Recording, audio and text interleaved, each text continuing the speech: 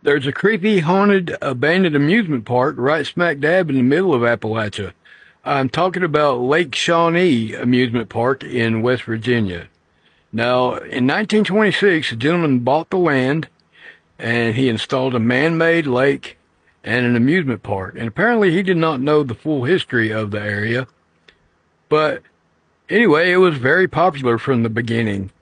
And people came from all around to swim in the lake and enjoy the amusement park. But as these things go, especially back then, there weren't near as many safety protocols, and accidents were inevitable.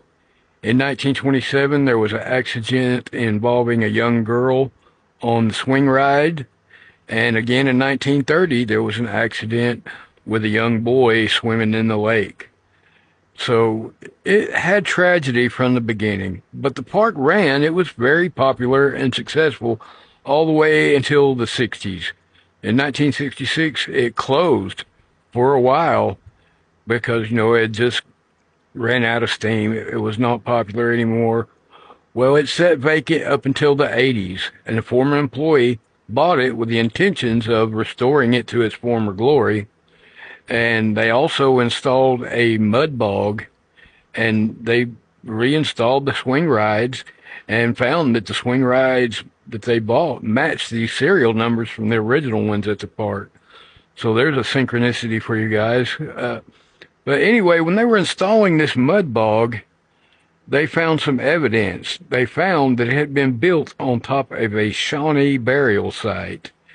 Not only that, there were up to 3,000 remains of Shawnee there. And also, they found evidence of the original family that settled there from England, the Clay family. They had lost 3 children because of the hostilities between the settlers and the Shawnee. So there's a lot of dark history at the place.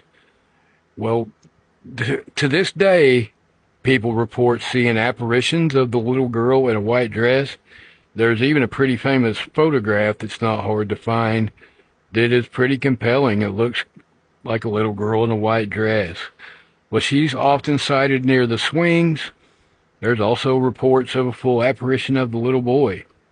And it's also got reports of disembodied voices, like children laughing, and as well as calliope music is even heard. Even though the place, it only ran for a few years when it opened back up in the 80s, and it's sit abandoned ever since, and it's basically being reclaimed by nature. Now, you can visit the place, but you have to have tickets, or they open it up for a festival during the fall also. It's on the West Virginia Paranormal Trail is what it's called, so you've got to make arrangements, but you can visit. You can even rent out the place for a night to do your own investigations there. But that's been Jay's Haunted Appalachia for tonight. The story of Lake Shawnee Amusement Park. I hope you guys enjoyed the story. Keep sending me those stories and suggestions, and keep Appalachia haunted, y'all.